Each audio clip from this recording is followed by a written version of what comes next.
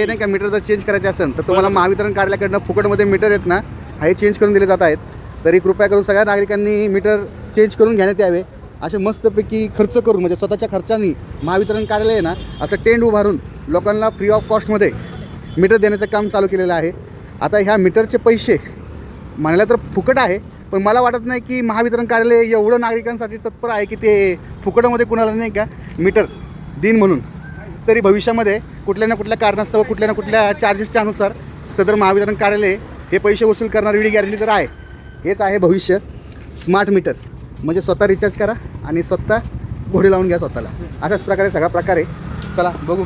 महावितरण कार्यालय अधिकारी व कर्मचारी यांनी तुमच्यावरती जर जोर जबरदस्ती केली की मीटर हा बदलूनच घ्या, नाही तर तुमच्यावरती कारवाई होणार, असा कुठलाही आदेश मानायचा नाही. जर तुम्हाला अशा प्रकारे धमकवण्यात येत असेल तर तुम्ही तक्रार करू शकता. तक्रारी अर्ज हा पुढील प्रमाणे आहे. धन्यवाद.